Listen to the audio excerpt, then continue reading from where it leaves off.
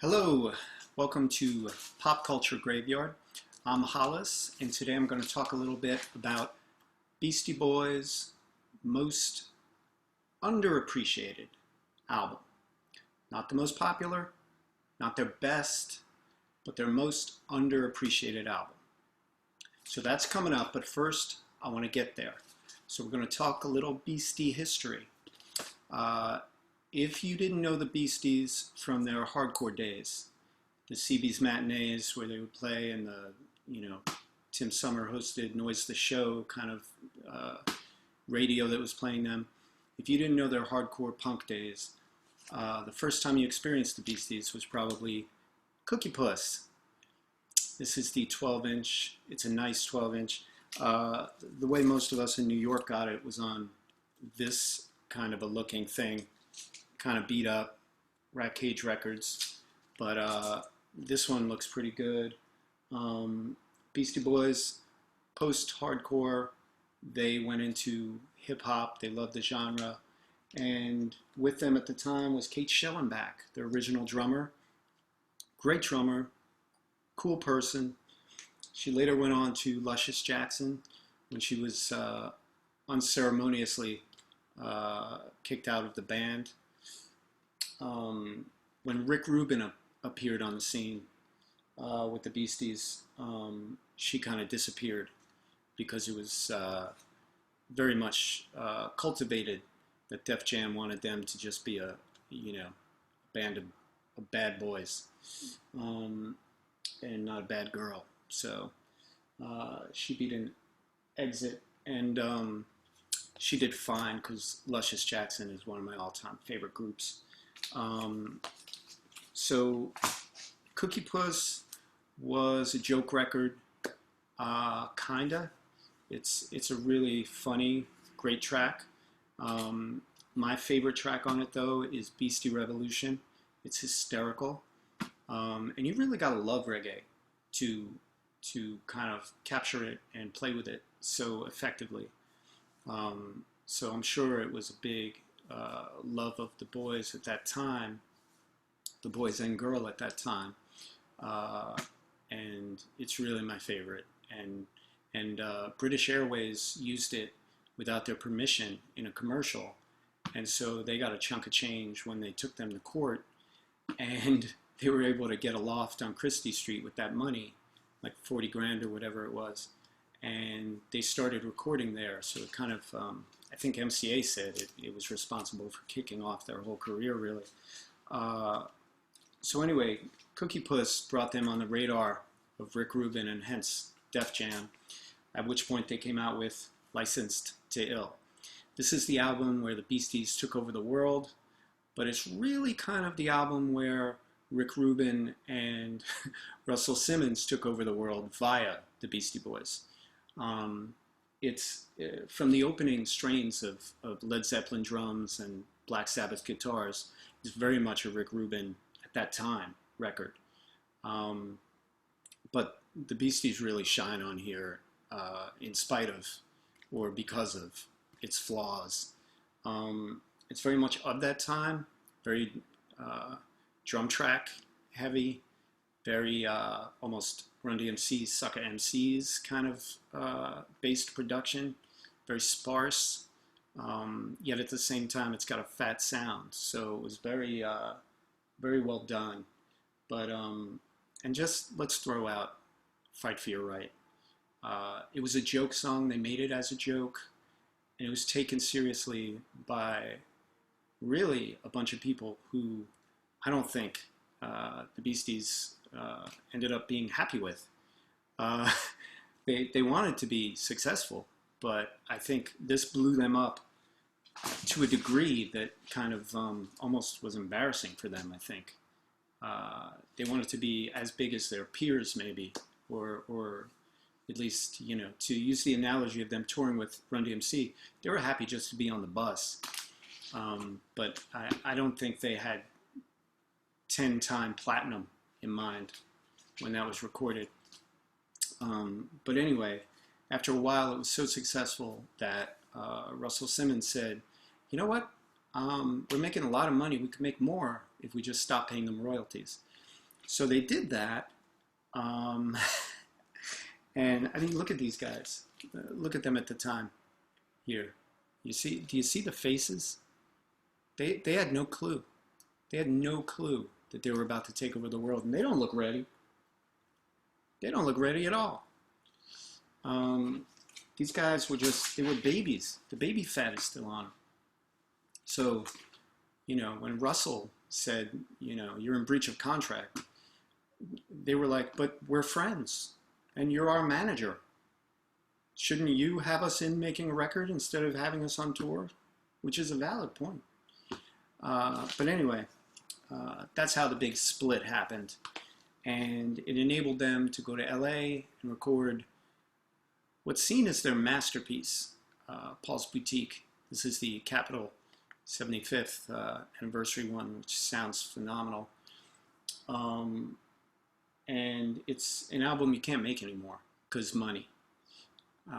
To have that many that many tracks with that many samples, it's just packed. The Dust Brothers and Matt Dyke and the Beasties just went overboard with transcendent production. It's a fantastic record. It sounds great. It sounds great now. The original CD was very skinny, but it sounds beautiful on vinyl. And it's really, you know, people call it the Sgt. Pepper of hip hop. I don't think that even does it justice.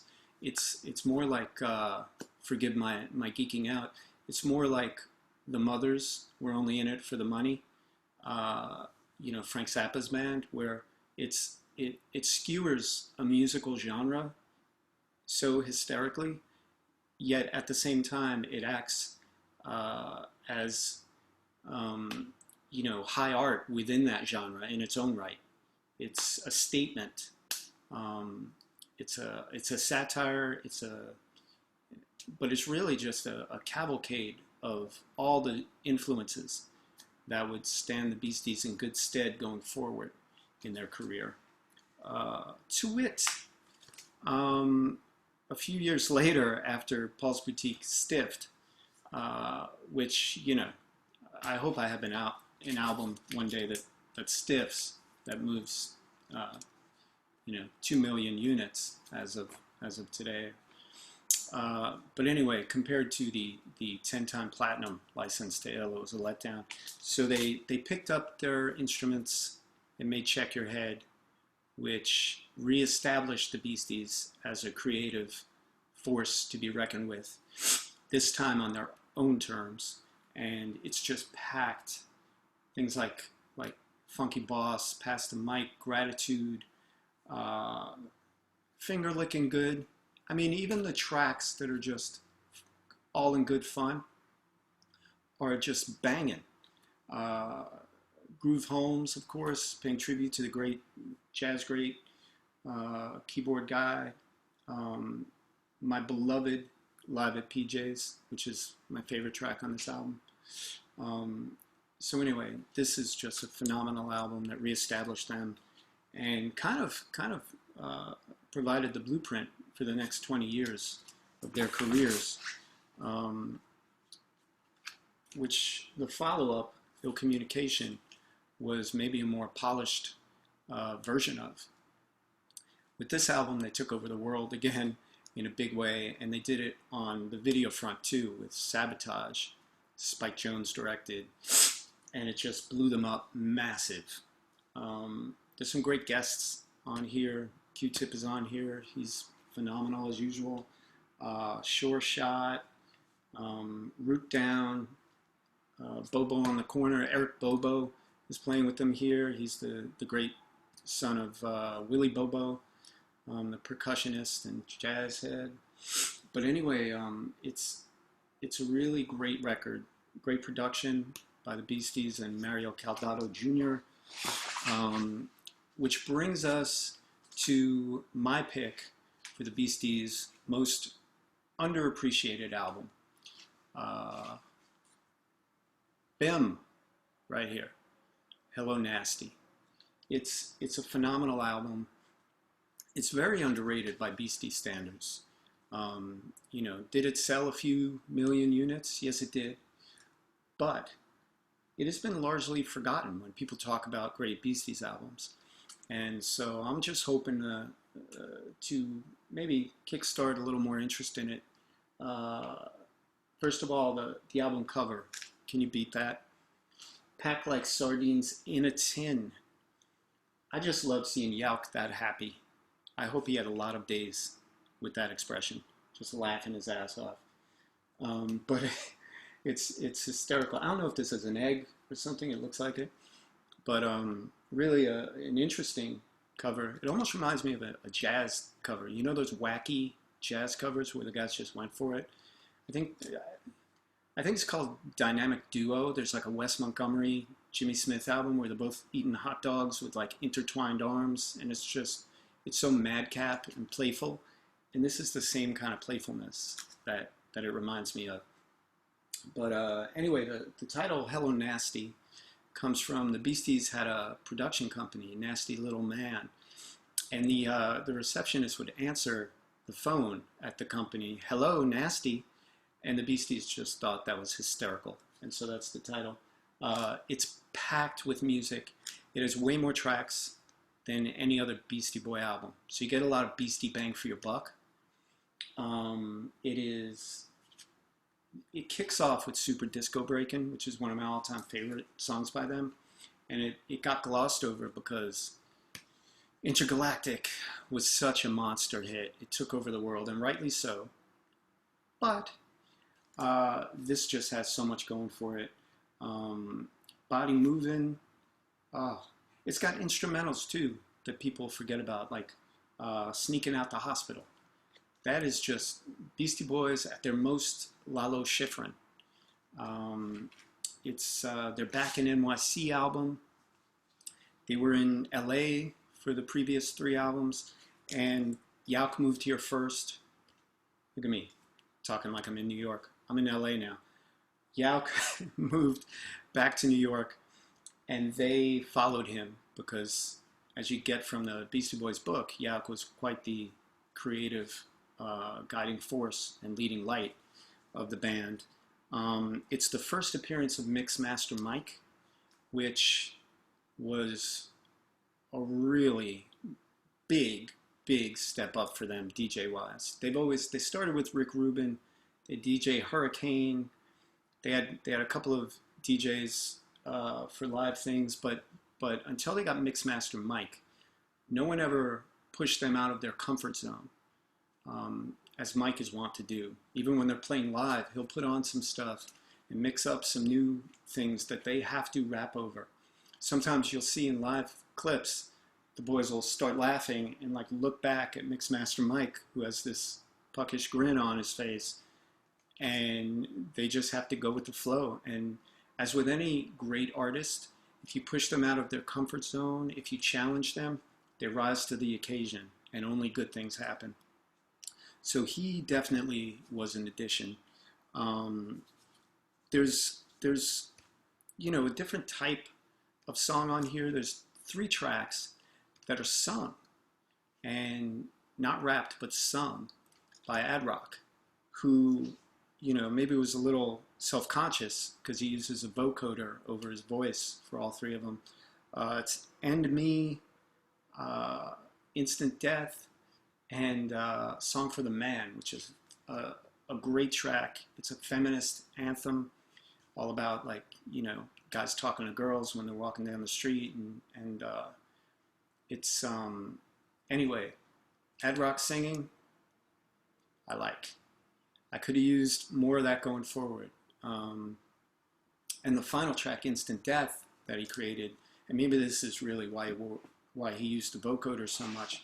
The lyrics are just kind of him laid bare. He talks about the death of his mom and the death of his good friend and Beastie associate Dave Silken, who was originally in the band The Young and the Useless, the punk band with Ad Rock.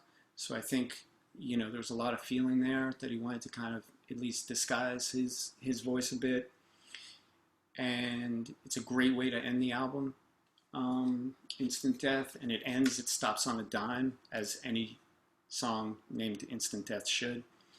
And I hope someday that someone writes me a remembrance or a requiem that's as funky and sweet and insidious and infectious as that track is. And there are all kinds of ridiculously great songs on this. The Negotiation Limerick File is one of my favorite tracks on this album, more than Intergalactic. Electrify is good. 3 MCs and 1 DJ is great, with a hysterical video directed by Nathaniel Hornblower, as so many of their things are. And it's just a banger from beginning to end. So I highly recommend it. You know, there are some songs on it too. Big songs: Intergalactic, Super Disco Breaking, Negotiation Limerick File. There might be 1 or 2 other ones, but all of those were created by the Beasties and Mario Caldato Jr. And so he is instrumental not just in their sound, but in the creation of a lot of the Beastie tracks that you probably love. So he's definitely a bit unsung. What else do I want to talk about? Yeah, it's their last album with a co-producer. I don't know what happened. I suspect that the Beasties just wanted to do their own thing, because they had 3 albums with Mario, 4 really, with him producing or co-producing.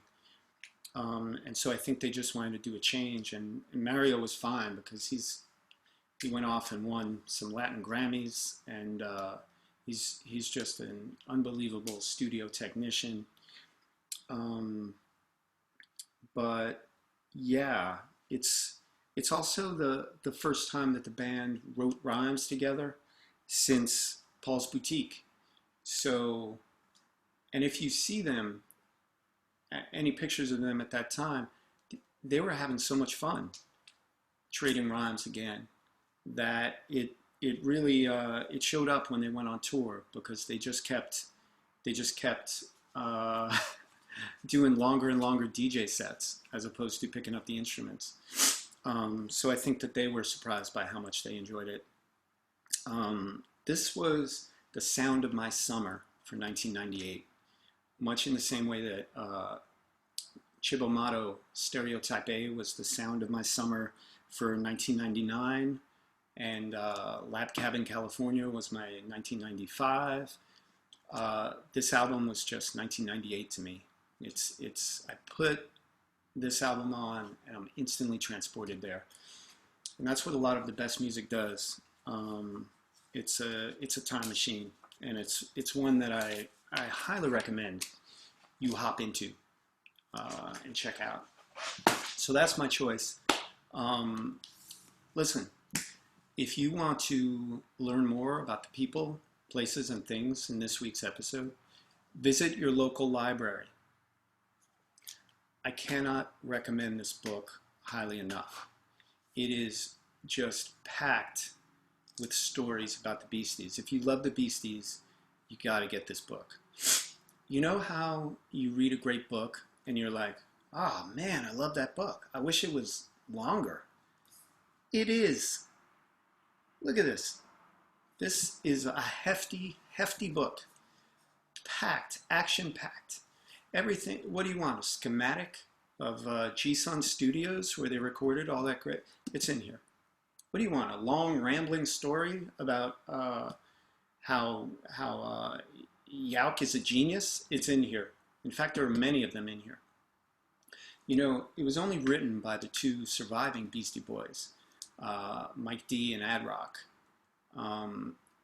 But the star of this book is actually Adam Yauk, MCA. Because the surviving Beastie Boys lionize him in this book. And it sounds like it's you know, well deserved. They talk about his ingenuity in the studio, his creativity, his everything from coming up with the riff that became Sabotage to recording using a tape looped around the entire apartment he lived in, to practical jokes that he played on them, to him being their moral compass as they became more mature and more worldly. But anyway, he is showcased on this book in a way that I don't know if he would have been had he lived long enough to be a part of it. Specifically because he had no ego. He was such a down-to-earth dude. I think he would have been uncomfortable with just how much tribute is paid to him here. So I think we're lucky we got the book we did. It would have been great to have his input, but the two surviving members do not miss a trick.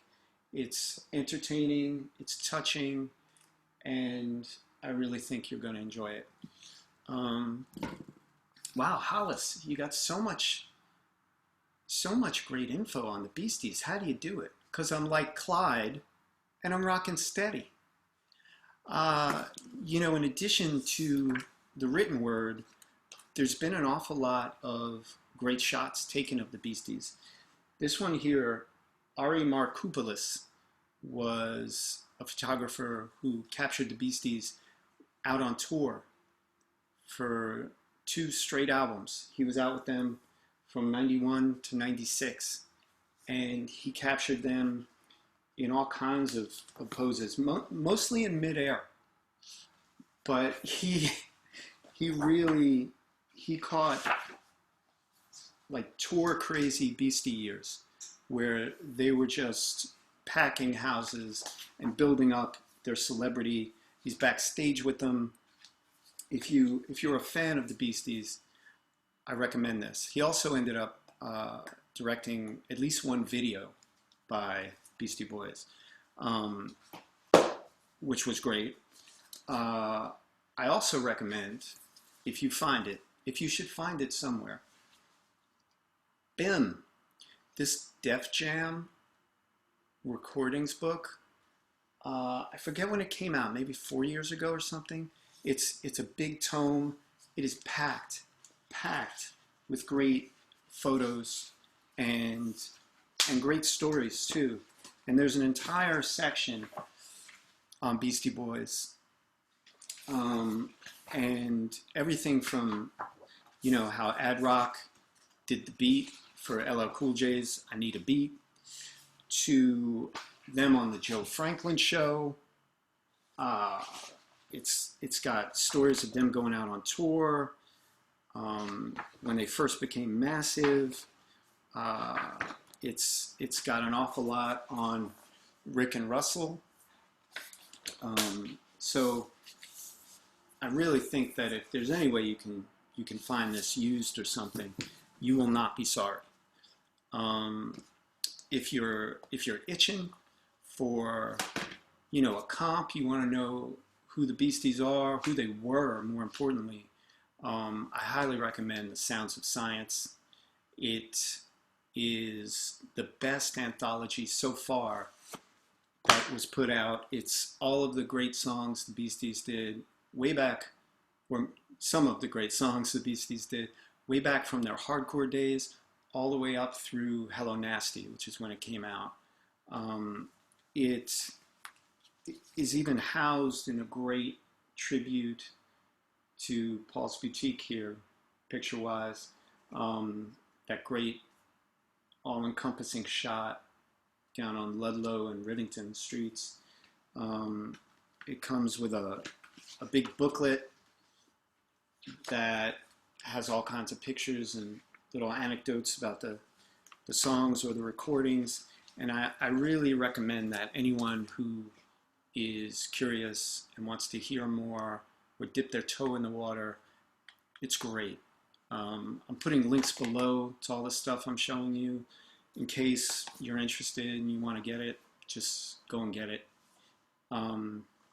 Finally, a couple of DVD recommendations. Awesome I Shot That.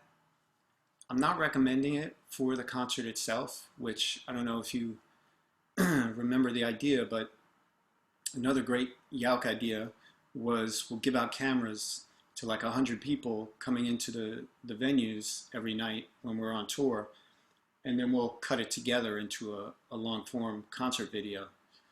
How did that work? Not well, I don't think. But the extras are great. You got A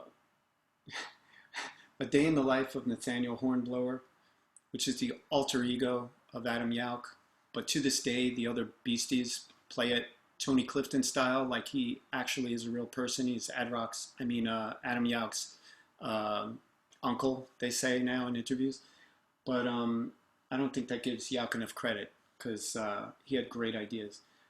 Anyway, that Day in the Life of Nathaniel Hornblower features David Cross from Mr. Show.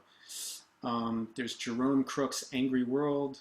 There's band commentary. There's a cappella vocal tracks. There's features and trailers. Like any Beastie Boy product, the extras, it's worth it for the extras alone. So even if you're not into the concert, check it out. Finally, the Criterion Edition. If you get one visual Beastie Boys merch item, make it this. It's got so many great videos, from Intergalactic and Shake Your Rump and Gratitude to things like Something's Got to Give, Shadrach, 3 MCs and 1 DJ, Ricky's Theme, Pass the Mic. Even early hardcore Holy Snappers shows up here, which features like Super 8 film shot by Yauch and his friends on the streets. And my own personal favorite, Nettie's Girl, which is the most bizarre track, I think, in the Beasties' entire catalog, which is saying something. Anyway, long story short, it's Mike D out in a paddle boat. He's singing, "Lonely Girl," that old R&B track, but he's substituting the lyrics "Georgie Girl," and it sounds like he's singing through a Dixie cup hooked up to a megaphone. So it's beyond bizarre. It's got to be checked out. But it was originally on Skills to Pay the Bills, this old VHS that I had, that I turned this place upside down and I could not find it. But I think this has got everything you want. One-stop shopping if you're looking for a video collection of the Beasties. So, in closing, thank you so much for joining me. Let me know in the comments if you agree, if you disagree, some of your suggestions. Hit me up with an email if you want. Please subscribe and check back, because I'm going to be back with some more cool stuff for you. Okay? Thanks for coming by. Bye.